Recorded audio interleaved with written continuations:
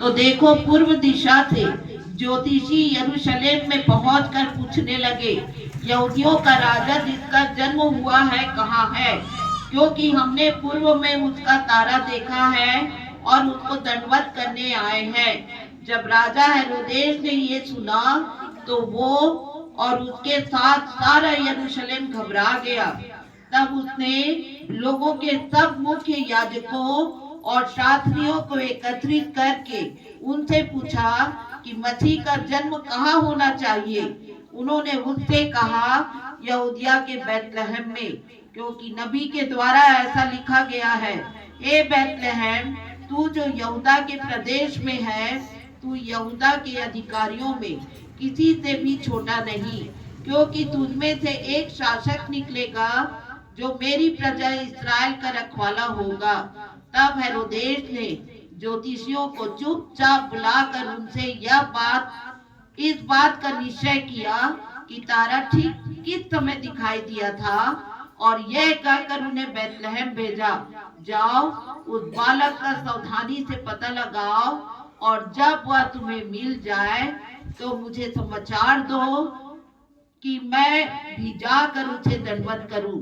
राजा की बात सुनकर वे चल पड़े, और देखो, जिस तारे को उन्होंने पूर्व में देखा था वो उनके आगे आगे चला, आगे आगे तब तक चलता रहा जब तक कि वहां पहुंचकर उस स्थान के ऊपर ठहर न गया जहां बालक था। वे उस तारे को देखकर अति आनंदित हुए। उन्होंने घर में पहुंचकर उस बालक को उसकी माता मरियम के साथ देखा और भूमि पर गिरकर उसको दंडवत किया, और अपना अपना संदूक खोलकर उसे सोना, लोबान और गंधरस की भेंट चढ़ाई। तब स्वप्न में परमेश्वर से यह चेतावनी पाकर कि हेरोदेस के पास न लौटना, वे दूसरे मार्ग से अपने देश को चले गए। एक दूत सहसा उनके सामने आ खड़ा हुआ। प्रभु का तेज उनके चारों ओर चमका और वे अत्यंत भयभीत हो गए। तब स्वर्गदूत ने उनसे कहा, मत डरो मत, क्योंकि देखो, मैं तुम्हें एक बड़े आनंद का सुसमाचार सुनाता हूँ जो सब लोगों के लिए होगा। क्योंकि आज दाऊद के नगर में तुम्हारे लिए एक उद्धारकर्ता जन्मा है, और यही मसीह प्रभु है। और इसका तुम्हारे लिए ये चिन्ह होगा कि तुम एक बच्चे को कपड़े में लिपटा और चटनी में लेटा हुआ पाओगे। तब एकाएक उस स्वर्गदूत के साथ स्वर्गदूतों का एक समूह परमेश्वर की स्तुति करते हुए और यह कहते हुए दिखाई दिया, आकाश में परमेश्वर की महिमा और पृथ्वी पर मनुष्यों में जिनसे वो प्रसन्न है शांति हो।